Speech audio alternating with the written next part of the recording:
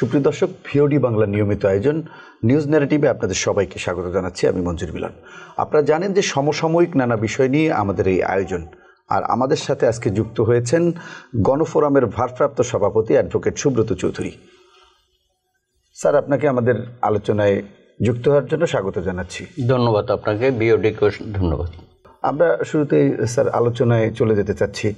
আমরা জানি যে জুলাই আগস্ট অর্থাৎ 5 আগস্টের পর, গত বছরের 5 আগস্টের পর আমরা দেখেছি যে রাজনৈতিক দলগুলোর মধ্যে এক ধরনের ঐক্য তৈরি হয়েছিল। সেই ঐক্যটি কিন্তু নানান কারণে ধরে রাখা যায়নি আমি বলবো, কেননা আমরা কিন্তু রাজনীতিতে দ্বিমত থাকবে, এটি যেমন ঠিক আছে, কিন্তু নানান বিষয়ে আমরা এটিও দেখেছি যে সেই যে ঐক্য, শুরুর দিকে যে ঐক্য আমরা লক্ষ্য করেছি সেটি ছিল না। এই বিষয়টি উল্লেখ করে আমি আলোচনায় যেতে চাচ্ছি। যেহেতু একটি নির্বাচন বিষয়ে আলোচনা হচ্ছে, এটি স্বাভাবিক, অন্তর্বর্তীকালীন সরকার সেই নির্বাচনটি দিবেন এমনই একটি ঘোষণা দিয়েছেন। ইতিমধ্যে নির্বাচন কমিশনের প্রধান উপদেষ্টার কার্যালয় থেকে চিঠিও চলে গেছে, তারা হয়তো নির্বাচনের জন্য কাজ শুরু করে দিয়েছেন ইতিমধ্যে।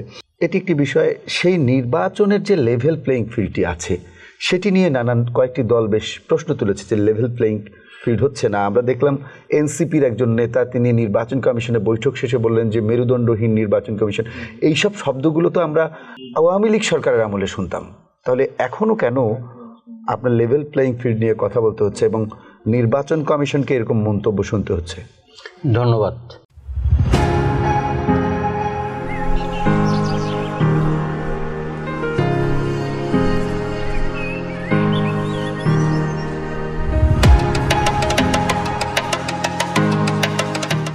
আসলে বহুদলীয় গণতন্ত্রের এটাই সৌন্দর্য।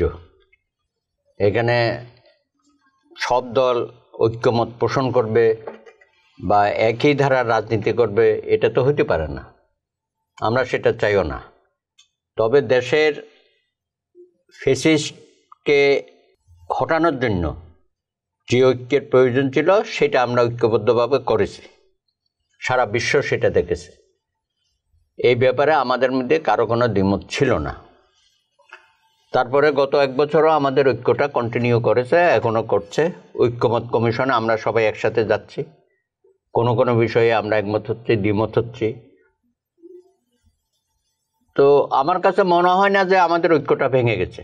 এখনও যদি আমাদের ঐক্য কমিশন ডাকে বা মাননীয় উপদেষ্টা ডাকে, যে কোনো ইস্যুতে আমরা যাচ্ছি না, প্রধান উপদেষ্টা। সুতরাং সেই ঐক্য এটা অটুট থাকবে, কারণ আমাদের মধ্যে যে একটা বন্ধুত্বপূর্ণ এবং সৌহার্দ্যপূর্ণ পরিবেশ সৃষ্টি হয়েছে, আমরা এটাই চাচ্ছি, এটাই আমাদের বাংলাদেশ। আমরা সকলে মিলে দেশের যে কোনো পরিস্থিতিতে আমরা একসাথে কাজ করতে পারবো, সেই পরিবেশ সৃষ্টি হয়েছে। এখন আপনি যেটা বলেছেন, জুলাই গণ অভ্যুত্থানের বর্ষপূর্তি হয়ে গেল, আমরা এর মধ্যে কী পেলাম? আমি তো মনে করি এই সরকার অনেক কিছুই আমাদেরকে দিয়েছে, কারণ উনি যে অবস্থার মধ্যে এই রাষ্ট্রটা পেয়েছে, হাসিনা যেভাবে সমস্ত প্রতিষ্ঠানগুলোকে নষ্ট করেছে, ধ্বংস করেছে, আর্থিক খাতটাকেও পুরা নষ্ট করে দিয়েছে, সেই জায়গায় দাঁড়িয়ে তারা এই পর্যন্ত যা করেছে তাদের অনেক সফলতা আছে। এবং গত 5 তারিখে আপনি দেখেছেন একটা জুলাই ঘোষণাপত্র দেওয়া হয়েছে, এটার মধ্যে অনেক ত্রুটি বিচ্যুতি আছে। তারপরেও আমি মনে করি শেষ পর্যন্ত আমরা একটা জুলাই ঘোষণাপত্র দিতে পেরেছি। এবং আমরা বলেছি যে 36 জুলাইয়ের বাইরেও গত 17 বছর ধরে রাজপথে যে সমস্ত রাজনৈতিক দলগুলো বিএনপি সহ ঐক্যবদ্ধভাবে আমরা সংগ্রামে ছিলাম, এবং এখানে অনেক শহীদ হয়েছে, অনেকে পঙ্গু হয়েছে শত শত, এবং অনেকেই গুম খুনে শিকার হয়েছে, ক্রস ফায়ারে গেছে। আজকে তাদেরকেও তো ভুললে চলবে না। আমরা 36 জুলাইয়ের বীর শহীদদেরকে অবশ্যই রাষ্ট্রীয় মর্যাদা দেব, তাদের পরিবারের পাশে রাষ্ট্র থাকবে। আহত জুলাই যোদ্ধা যারা আছেন, অনেকের হাত পা নাই, চোখ নাই, তাদের পাশেও রাষ্ট্র থাকবে, সহযোগিতা করবে। এবং জুলাই যোদ্ধা হিসাবেও যাদেরকে আমরা চিহ্নিত করব, তারাও সম্মানটা পাবে। আমি একই সম্মান গত 17 বছরে যারা এই আন্দোলন সংগ্রামে ছিল এবং যে সমস্ত পরিবার ক্ষতিগ্রস্ত হয়েছে, লক্ষ লক্ষ নেতাকর্মী, হাজার হাজার মামলা কাঁধে নিয়ে এই দেশে সংগ্রাম করতে হয়েছে শেষ দিন পর্যন্ত। তাদেরকেও আজকে তালিকা তৈরি করতে হবে এবং যে সমস্ত শহীদ হয়েছে 36 জুলাইয়ের আগে তাদেরও গেজেট করতে হবে এবং রাষ্ট্রীয়ভাবে তাদেরকে সবাইকে সম্মাননা দিতে হবে। এটা একটা আমাদের দিক থেকে আমরা দাবি উত্থাপন করেছি এবং কিছুটা প্রধান উপদেষ্টা সেটা বলেছেন, কিন্তু রাষ্ট্রীয়ভাবে তাদের স্বীকৃতির বিষয়টা উনি পরিষ্কার করেন নাই। তারপরেও আমরা বলি যে উনি এই পর্যন্ত যা করেছে সেটাকে আমরা সাধুবাদ জানাই এবং আরও বেশি ওনাকে সাধুবাদ জানাতে চাই, যেটা জনগণের মধ্যে একটা সন্দেহ ছিল এবং অনেকেই আমাদের সাথে বলতো যে ভাই তোমরা বলছো যে ইউনূস সরকার নির্বাচন দেবে, কিন্তু নির্বাচন দেওয়ার কোনো তো লক্ষণ দেখছি না। কিন্তু যেই দিন লন্ডনে তারেক রহমানের সাথে ওনার বৈঠকটা হয়ে গেল, সারা দেশে একটা স্বস্তির পরিবেশ তৈরি হয়ে গেল এবং আমরা বুঝলাম যে ইউনূস সাহেব এবার সঠিক সিদ্ধান্ত নেবে। এবং এরপরও দেখেন আপনি উনি এসব বক্তব্য দিলেন যে অল্প সংস্কার চাইলে ফেব্রুয়ারি বা জুনের মধ্যে নির্বাচন, আর বেশি সংস্কার হইলে আরও বেশি সময় দিতে হবে, এইসব কথা উনি বলেছেন। আমরা তখনও বলেছি যে সব কিছু সংস্কারের দায়িত্ব তো আপনার নেওয়ার দরকার না। আপনি একটা অন্তর্বর্তীকালীন সরকার, আপনি কয় মাস থাকবেন, 1 বছর না 1.5 বছর থাকবেন, সেটার সময় নির্ধারণ করা উচিত, আমরা সবসময় বলেছি। তো তারপরে যাই হোক শেষ পর্যন্ত আমরা দেখলাম যে এই উপদেষ্টা মণ্ডলীর কথাবার্তাও কিছুটা সংযত হয়েছে এবং শেষ পর্যন্ত উনি জাতির উদ্দেশ্যে যে ভাষণ দিয়েছে সেখানে মোটামুটিভাবে ফেব্রুয়ারি মাসের অর্থাৎ রমজানের আগে ফেব্রুয়ারির 2য় সপ্তাহের মধ্যে নির্বাচন অনুষ্ঠানের একটা ইঙ্গিত দিয়েছেন এবং একইভাবে উনি যেটা বলেছেন ভাষণে, পরের দিন আমরা দেখলাম নির্বাচন কমিশনের কাছে একটা চিঠি দিয়েছে নির্বাচনের রোড ম্যাপ ঘোষণা করার জন্য। তো সব কিছু তো পজিটিভলি এগুচ্ছে এবং সকল দলগুলো তো আমরা গত 17 বছর নির্বাচনের জন্য, গণতন্ত্র পুনরুদ্ধারের জন্য, জনগণের মৌলিক মানবাধিকারের জন্য লড়াই সংগ্রাম করলাম, এত আত্মত্যাগ। 36 জুলাইতে আমাদের যে তরুণ সমাজ, শ্রমিক শ্রেণী, রিক্সাওয়ালা, আমাদের নারী সমাজ, তারা যেভাবে আন্দোলন সংগ্রামে ছিল, এখানেও তো মৌলিক মানবাধিকারের প্রশ্ন আছে, একটা গণতান্ত্রিক পরিবেশ, মানবিক বাংলাদেশ প্রতিষ্ঠা করার। তো সেই জায়গায় তো আমাদের মধ্যে কোনো দ্বিমত নাই। না, সেটি ঠিক আছে, আপনাদের মধ্যে দ্বিমত নেই। আপনারা সংকটের সময় সবাই ঐক্যবদ্ধ হন, প্রধান উপদেষ্টা ডাকলে আপনারা যান, সেখানে একটা ঐক্যমত হয়। এটি যেমন সত্যি, আবার আমরা তো দেখলাম যে 5 আগস্ট পরবর্তী আওয়ামী লীগ সরকারের যারা দোসর ছিল, অর্থাৎ প্রশাসনে যারা সরকার বলবো না, আওয়ামী লীগের যে অবৈধ নির্দেশ পালন করেছেন, সেরকম 79 জন পুলিশ যারা ওএসডি হয়েছিলেন 5 আগস্টের পরবর্তী সময়ে, তাদের 79 জনকে প্রজ্ঞাপন জারি করে তাদেরকে পোস্টিং করা হয়েছে গতকাল। না, এটা খুবই দুঃখজনক, কারণ আমরা দেখতে পাচ্ছি, কথাই হয় না যে সরকারের ভিতর সরকার আছে, হয়তো আমরা বাইরে বক্তব্য দিচ্ছি, বিবৃতি দিচ্ছি, জনসভা করতেছি, সেখানে বলতেছে যে আওয়ামী দোষরদের কোনোভাবেই ক্ষমা করা যাবে না, কারণ তারা যে ক্ষতিটা করেছে সেই ক্ষতির জন্য তাদেরকে বিচারের আওতাধীন আনতে হবে। তো সেই জায়গায় প্রথম দিকে আমরা দেখলাম যে সেরকম তারা ভূমিকা রাখছে না। তো ইদানিং দেখতে পাচ্ছি যে মোটামুটিভাবে অনেক অ্যাকশানে তারা যাচ্ছে, যাচাই বাছাই করছে, কারণ এগুলো যাচাই বাছাই করার জন্য তো এক্সপার্ট লোক দরকার। সেই রকম পরিবেশ পরিস্থিতি সচিবালয়ে নাই, সেই রকম পরিস্থিতি আইনশৃঙ্খলা বাহিনীতে নাই। এবং আপনি জানেন যে বিচার বিভাগের মধ্যে অনেক দোষর আছে, একসাথে 21 জনকে অব্যাহতি দেওয়া হয়েছে, আরও রয়ে গেছে। সুতরাং সেই ব্যাপারে সিদ্ধান্ত হবে। একইভাবে আইনশৃঙ্খলা বাহিনী, বিশেষ করে র্যাব এবং পুলিশের মধ্যে যারা কর্মরত আছে, তাদের মধ্যে অনেকেই এখন মিশে গেছে, কিন্তু সরকার পরিবর্তনের পরে তারা অনেকে রং বদলিয়েছে। প্রশাসনের মধ্যেও আমরা যা শুনেছি অনেক রং বদলিয়েছে।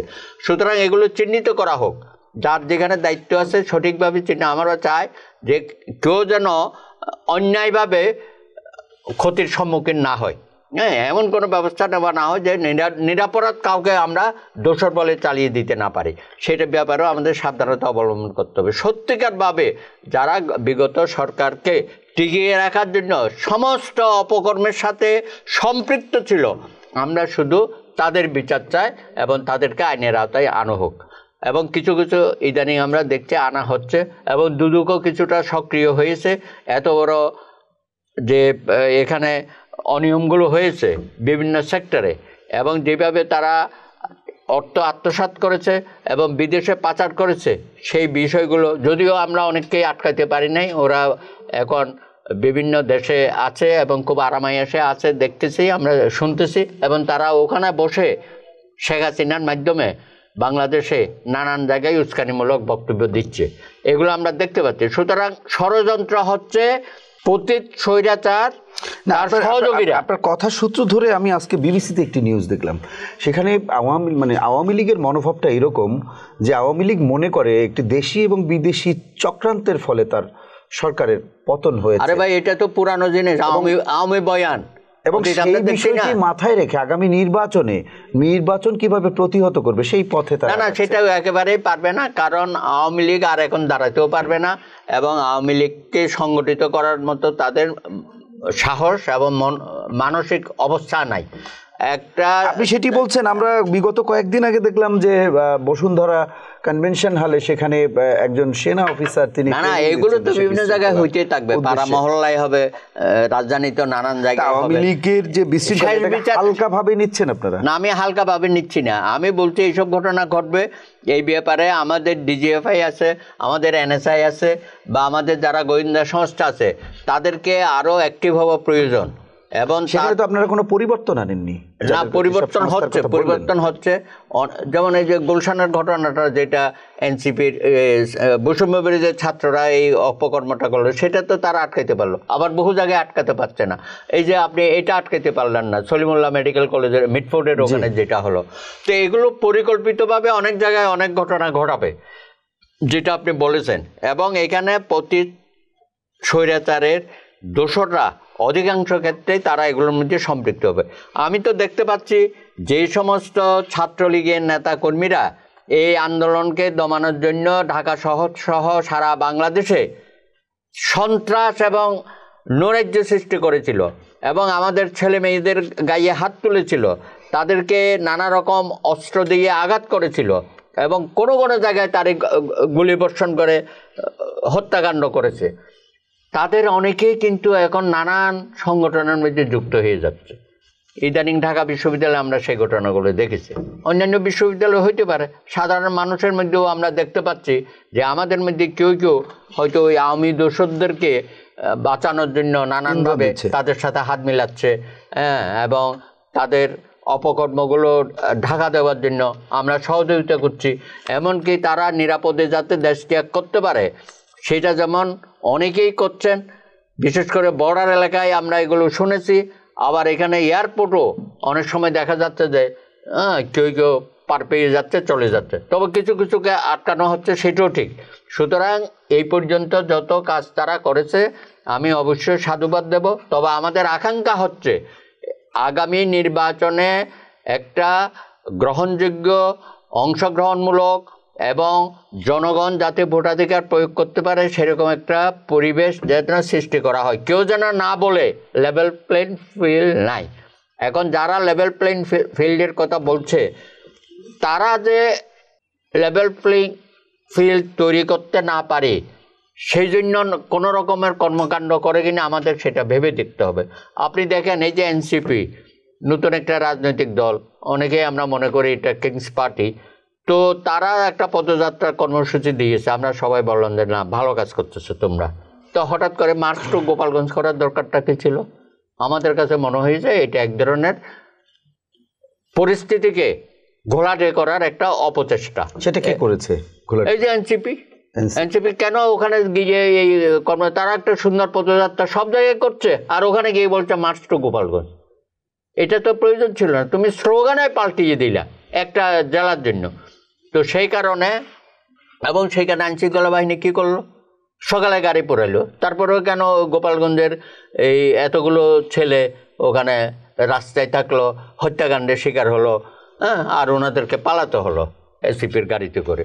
তো যাই হোক, ভবিষ্যতে যেন এইসব ঘটনা না ঘটে এবং আইনশৃঙ্খলা বাহিনী তারা আরও সঠিকভাবে কাজ করবে।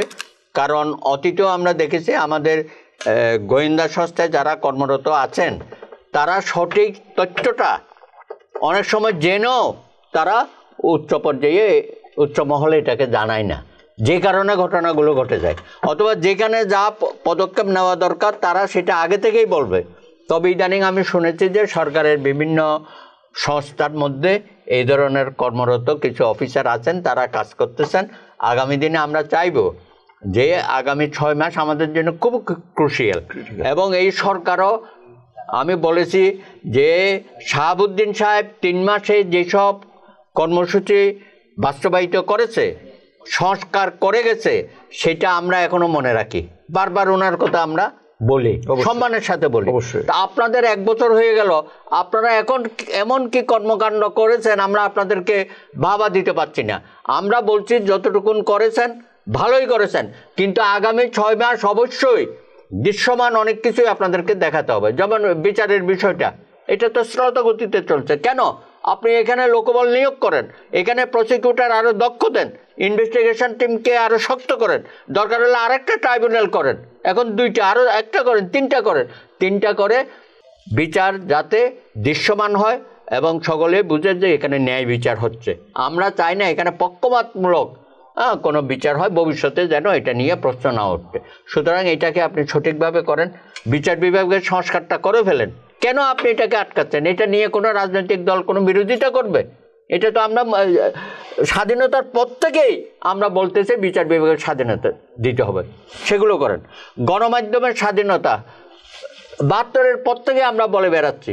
আমি বলি যে ভাই এই 2টা স্বাধীনতা একটা সোনার পাথর বাটির মতো অবস্থা হয়ে গেছে। আপনি গণমাধ্যম কমিশনের যে কমিশনের রিপোর্টটা দিয়েছে, সেখানে তো কিছু সাজেশন আছে, সেগুলো আপনি সংস্কার করে ফেলেন। এটা দেরি করলে আপনি কিন্তু আর খুব বেশি কাজ করার আপনার হাতে নাই। আপনি পুলিশ সংস্কারটা করে ফেলেন, প্রশাসন সংস্কারটা করে, এটা তো রাজনৈতিক দলগুলোর সাথে আপনি করবেন। সংবিধানের সংস্কারের কি কি প্রয়োজন আছে সেটা বলেন। এগুলো করতে গেলেই তো আন্দোলন হয়। আপনি কোনো আন্দোলন হবে না, কোনো আন্দোলন হবে না, সরকারের নিয়ন্ত্রণে। এনবিআর কিছুটা হয়েছিল, সেটা মোটামুটি ভাবে থামানো গেছে। তারপরে প্রশাসনিক কর্মকর্তারা উস্কানিমূলকভাবে এইখানে সচিবালয়ে তো আমরা বিশৃঙ্খলা সৃষ্টি, হ্যাঁ সেটাই বলছি। তারপরে ছাত্রদেরকে দমাইতে হবে, কোথায় কোথায় যমুনায় চলে যাওয়া, কোথায় কোথায় শাহবাগে এসে রাস্তাঘাট ব্লক করে দেওয়া, এটাকে আর আমরা মেনে নিতে পারি না জাতি হিসাবে। আর কত 36 জুলাই, তার আগে আরো 17 বছর অনেক হয়েছে, অনেক রক্তপাত। আমরা আপনার স্বাধীনতার পরও তো কম রক্ত দিই নাই আমরা।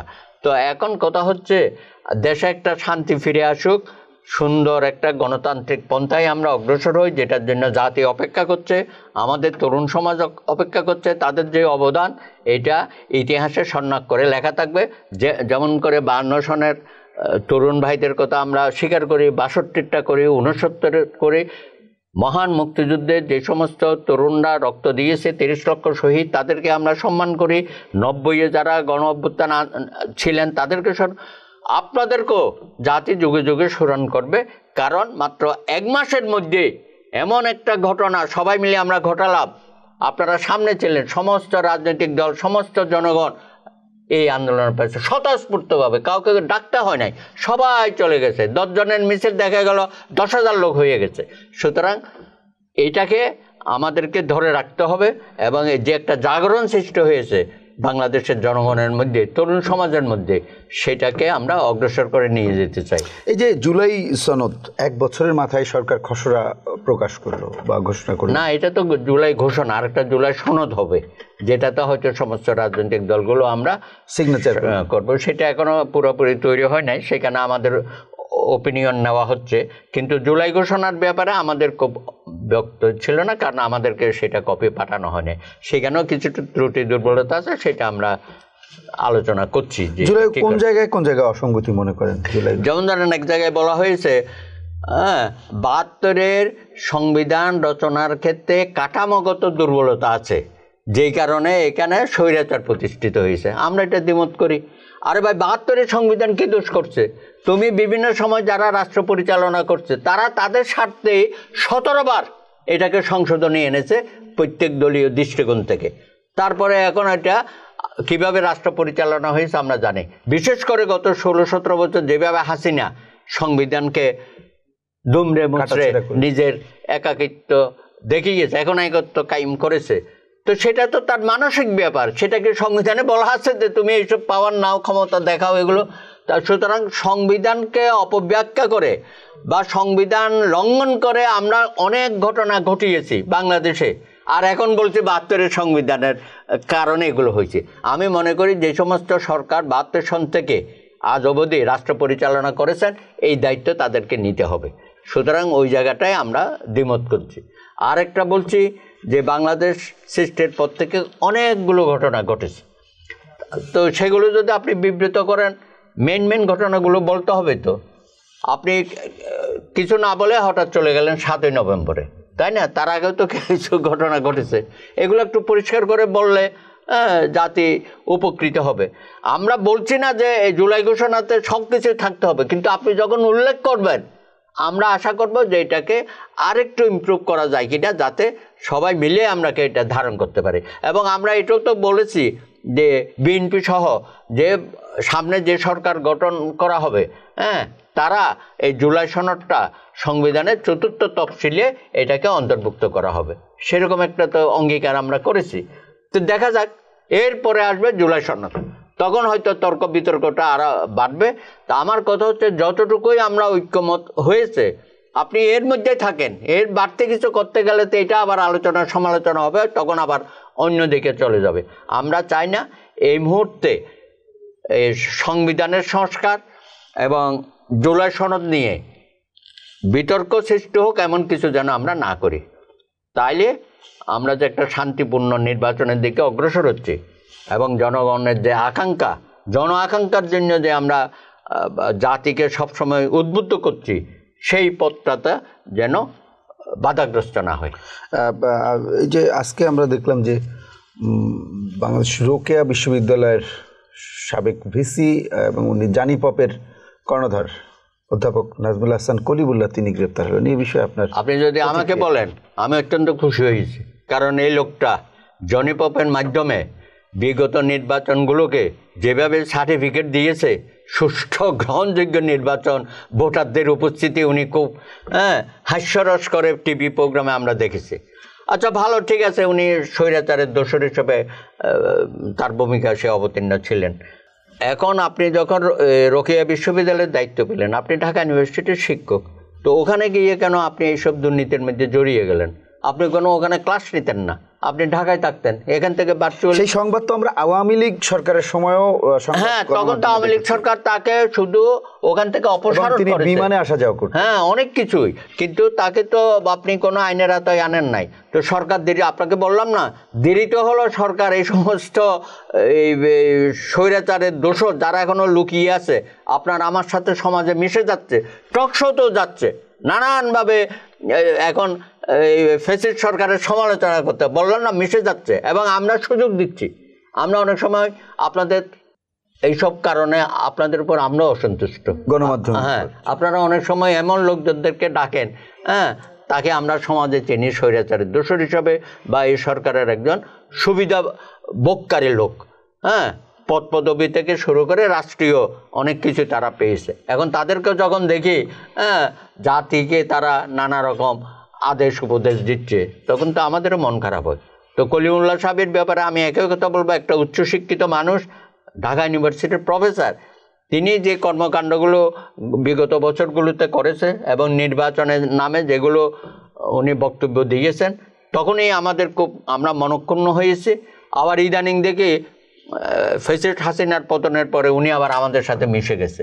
তো সেটার কারণে উনি যে দুর্নীতিটা ঢাকতে চেয়েছিল এবং সেই সময়ে যে সরকার তার বিরুদ্ধে কোনো ব্যবস্থা নেয় নাই, যেহেতু সে দোসরে খাতায় নাম লিখিয়েছিল, আজকে এই সরকার সে ব্যবস্থা নেওয়াতে আপনার মাধ্যমে আমি মনে করি এটাও আমি সরকারকে ধন্যবাদ জানাই। তো এই পর্যন্ত প্রফেসর ইউনূসের সরকার 1 বছর পার করলো, মানে ব্যর্থতা সফলতা সব কিছু আছে একটা সরকারের থাকে, আপনার মূল্যায়নটি কি ওভারঅল আপনার? না আমি মনে করি প্রফেসর ইউনূস হয়তো গত 12 মাসে আরও অনেক কিছু করতে পারতো, যদি সমাজের মধ্যে একটা শান্তি শৃঙ্খলা স্বস্তির পরিবেশ থাকতো।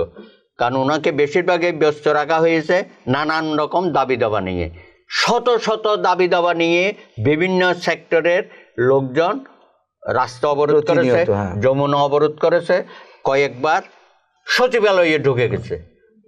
আনসার বিদ্রোহের নামে ঢুকে গেল, ছাত্রদের পরীক্ষা না দেওয়ার দাবিতে ঢুকে গেল। কয়দিন আগে দেখলাম আরেকটা গ্রুপ, হ্যাঁ এই যে মাইলস্টোনের ঘটনা, পরীক্ষা কেন গভীর রাতে ঘোষণা করলো পরীক্ষা, এগুলো সরকারের কিছু ত্রুটি বিচ্যুতির কারণে এইসব ঘটনা ঘটে। আশা করি ভবিষ্যতে এই ধরনের কর্মকাণ্ড থেকে আমরা সবাই বিরত থাকব এবং সরকারকে আগামী 6 মাস তারা যাতে আমাদের দেশের উন্নয়নে এবং সংস্কারে মনোযোগী হতে পারে সেজন্য আমরা সকলে মিলে তাকে সহযোগিতা করব। স্যার, আর এই যে বর্তমানে আপনাদের রাজনৈতিক দলগুলোর মধ্যে আমরা দেখছি, আপনি বলছেন বিভেদ নেই, আমি ঘুরে ফিরে আবার ওই জায়গায় আসি, কারণ হচ্ছে এটির মানুষ কিন্তু দেখছে যে রাজনৈতিক দলগুলোর মধ্যে বিভেদ। আপনি যদি বিভেদ বলেন, যেমন কয়েকটি দল বলছে আমরা পিআর পদ্ধতিতে নির্বাচন চাই, জি, গুটিকতক দল। তারা বলছে আমরা সংসদ নির্বাচনের আগে স্থানীয় সংসদ নির্বাচন চাই। তারা বলছে আমরা নতুন সংবিধান রচনা চাই এবং গণপরিষদের নির্বাচন চাই। তারা বলেছে যে সমস্ত দাবি দেওয়া ওনারা উত্থাপন করেছেন কয়েকটি দল, এগুলো গণভোটে দেওয়া হোক। এখন তো এইসব দাবি আর থাকবে না।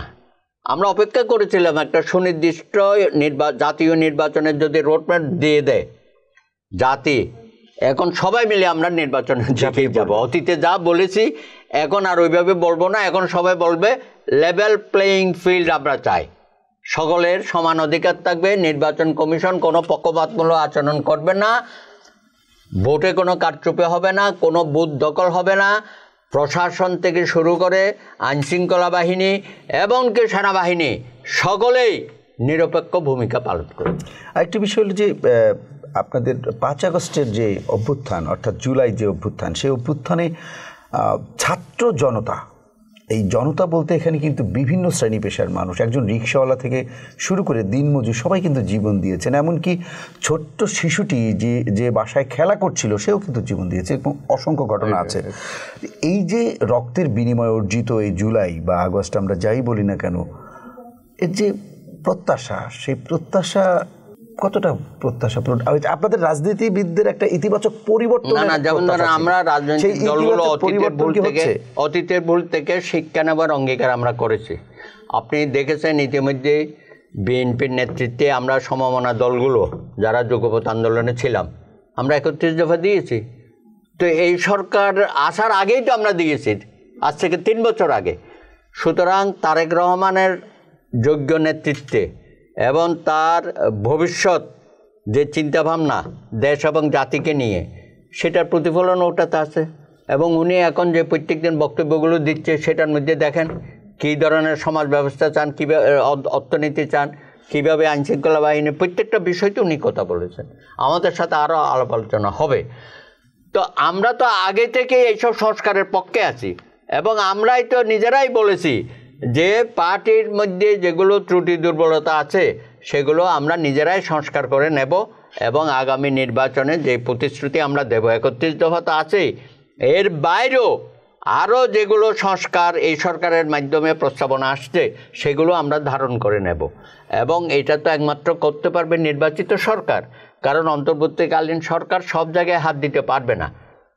কিছু বিষয় আছে উনি হাত দিতে পারে, সেটা আমরা বলেছি। এখন বাকিগুলো ওনারাও বলছে যে আগামী সংসদ আসবে তারা করবে। এবং এই ব্যাপারে আমরা প্রত্যেকটা দল আমরা অঙ্গীকারবদ্ধ। আমরা যেই কথাগুলো এখন বলছি বা আগামী নির্বাচন উপলক্ষে আমাদের যে ইশতেহার প্রকাশ করা হবে সেখানে আমরা আরও সুস্পষ্টভাবে বলবো আমরা একটা সুন্দর বাংলাদেশ চাই। এখানে আমরা যেটা বিশ্বাস করি, যেটা বলছি সেটাই আমরা করব এবং আমাদের মধ্যে যাতে ত্রুটি বিচ্যুতি না হয় এবং ক্ষমতার পালাবদল সেটাভাবে, যেমন তত্ত্বাবধায়ক সরকারটা আমরা রেস্টোর করেছি কিছুটা রায়ের মাধ্যমে, আর কিছুটা ওখানে কিছু তর্ক বিতর্ক আছে কিভাবে হবে ভবিষ্যতে, সেটা আমরা যাব। এই তত্ত্বাবধায়ক সরকারের মাধ্যমেই আগামী নির্বাচনগুলো হবে, কেউ যেন ক্ষমতা আঁকড়ে থাকতে না পারে, সেই ব্যাপারে বিএনপি সহ আমরা সবাই অঙ্গীকারবদ্ধ আছি। সুতরাং আগামী দিনে শান্তিপূর্ণ ক্ষমতা হস্তান্তর যাতে হয়, অতীত থেকে শিক্ষা নিয়ে আগামী দিনে যারা রাষ্ট্র পরিচালনার দায়িত্ব পাবেন তারা এটা জাতিকে অবশ্যই তাদের কমিটমেন্ট, প্রতিশ্রুতি এটা বারবার বলতে হবে যে আমরা কোনো ধরনের ক্ষমতা আঁকড়ে থাকার কোনো অভিলাষ এবং পাকাপোক্ত করা, চিরস্থায়ী করা, এটা আমাদের চিন্তার মধ্যেই নেই। আমরা জনগণের ভোটের মাধ্যমে জনগণ যে রায় দেবে সেই রায় আমরা মাথা পেতে নেব। আপনাকে অসংখ্য ধন্যবাদ, আপনি আমাদের স্টুডিওতে এসে আমাদেরকে মূল্যবান সময় দিয়েছেন। সুপ্রিয় দর্শক, অ্যাডভোকেট সুব্রত চৌধুরী বলছিলেন যে রাজনীতি ইতিবাচক পরিবর্তন আসছে, এরকম একটি ইঙ্গিত দিচ্ছিলেন। তাদের প্রত্যাশাও তেমন, আমরাও তেমনই প্রত্যাশা করি। কেননা স্বাধীনতার এত বছর পেরিয়ে গেলেও আমাদের রাজনীতিতে ইতিবাচক পরিবর্তন আসেনি, আর যে কারণে বারবার ছাত্র জনতাকে জীবন দিতে হচ্ছে। আমাদের কারো কাছে এটি প্রত্যাশা নয়, কাম্য নয়। আমরা চাই সুন্দর একটি বাংলাদেশ, যে বাংলাদেশে মানবিকতা থাকবে, মানবাধিকার থাকবে, মৌলিক অধিকার থাকবে মানুষের। আপনাদের সবাইকে ধন্যবাদ জানাচ্ছি। অন্য কোনো পর্বে অন্য কোনো অতিথিকে সাথে নিয়ে আপনাদের সামনে হাজির হব। সেই পর্যন্ত সবাই ভালো থাকুন, সুস্থ থাকুন, নিরাপদেই থাকুন। ধন্যবাদ।